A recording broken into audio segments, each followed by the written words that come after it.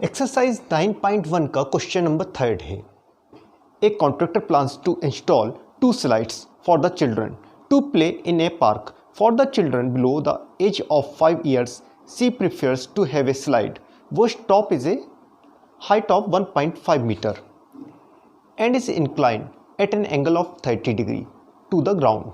Whereas for elder children, she wants to have a steep slide at a height of 3 meter and inclined at an angle of 60 degree to the ground.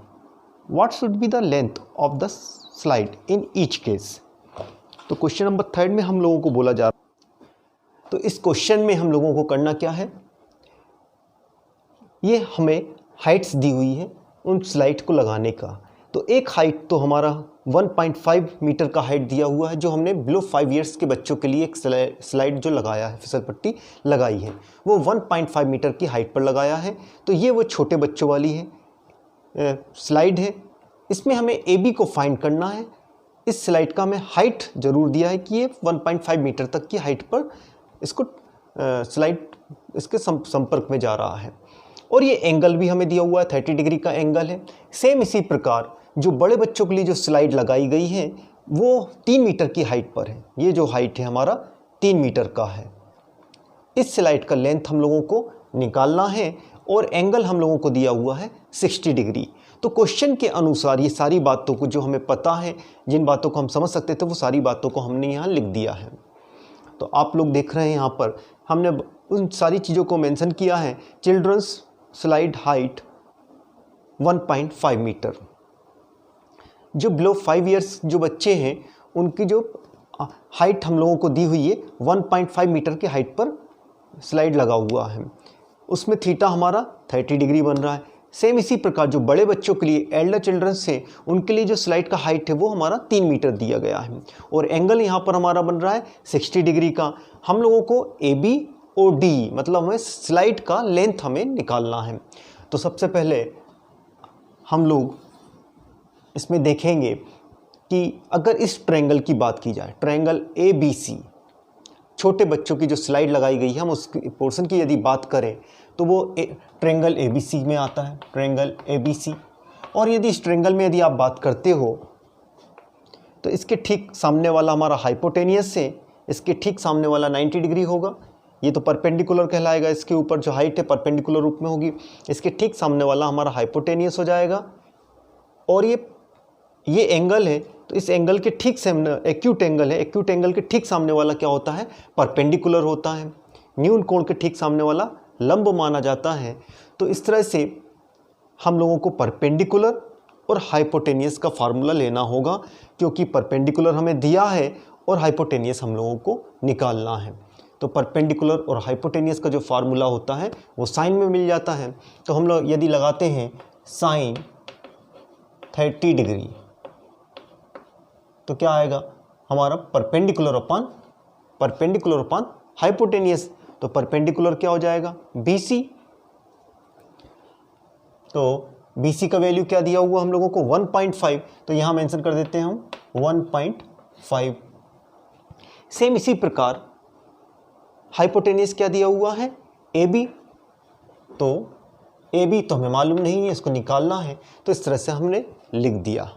हम इसी फार्मूले को थोड़ा यहाँ पे mention कर देते हैं पहले कि sine theta is equal to क्या होता है, परपेंडिकुलर अपॉन हाइपोटेनियस, परपेंडिकुलर आपने BC और ये था हमारा हाइपोटेनियस क्या है हमारा AB। ठीक, इसी को हमने यहाँ आगे बढ़ाया है। इस BC की जगह 1.5, AB हमें निकालना है, फाइंड करना है इसका वैल्यू। थीटा हमें 30 डिग्री है। तो इस तरह से हम स्टेप बाय स्टेप उसको आगे बढ़ाएंगे। साइन 30 डिग्री का जो वैल्यू होता है हमारा 1/2 होता है 1.5 AB को क्रॉस करेंगे तो AB इज इक्वल टू क्या आ जाएगा हमारा, AB को यहाँ कर दिया 2.5 को, तो 2 का इंटू जब इसमें होगा तो हमारा आएगा कितना 3.0 मीटर।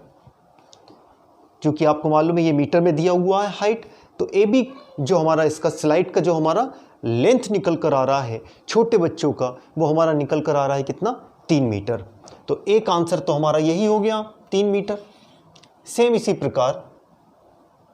इसी प्रकार हम बड़े बच्चों के लिए भी निकालते हैं कि उस स्लाइड का लेंथ कितना होगा। तो देखिए फिर ये पूरा दिया हुआ है हम लोगों को जो कि परपेंडिकुलर है, ठीक। और ये ट्रायंगल कौन सा है, सबसे पहले देखिएगा, ये ट्रायंगल है हमारा ट्रायंगल CDE, ठीक।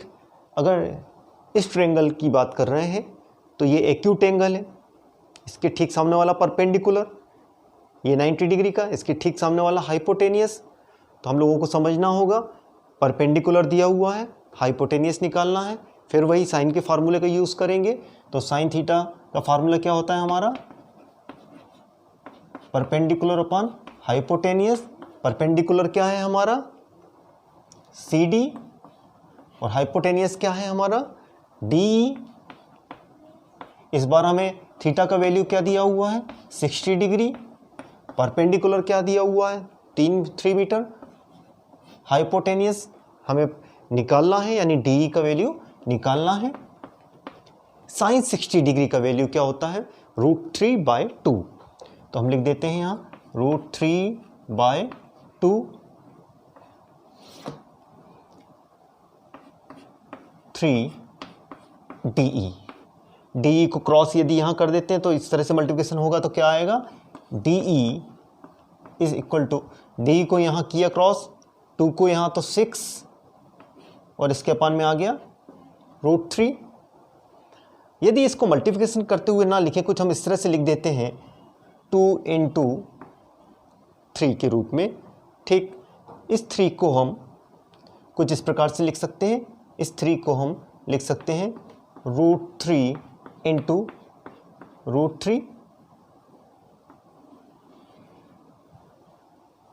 2 का × 3 में किया 6 और √3 को हमने क्रॉस कर दिया ये इस तरह से, ठीक है ना।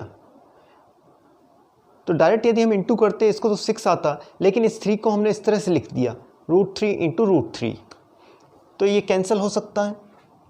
तो थोड़ा सा सॉल्व करके इसको लिखा जा सकता है क्या, DE इज इक्वल टू 2√3। तो ये DE का वैल्यू आ गया। तो आंसर हमारा क्या हो गया, आंसर हम लोगों ने निकाला, आंसर क्या हो जाएगा, एक तो हमें AB निकालना था, AB छोटे बच्चों का जो स्लाइड है उसका लेंथ कितना होगा, तो AB वो हमने निकाला कितना, AB का वैल्यू निकल कर आया हमारा 3 मीटर। सेम इसी प्रकार आपको वैल्यू निकालना था DE का, तो DE का वैल्यू क्या आया, DE का वैल्यू आया 2√3 मीटर। तो ये हमारा आंसर हो गया।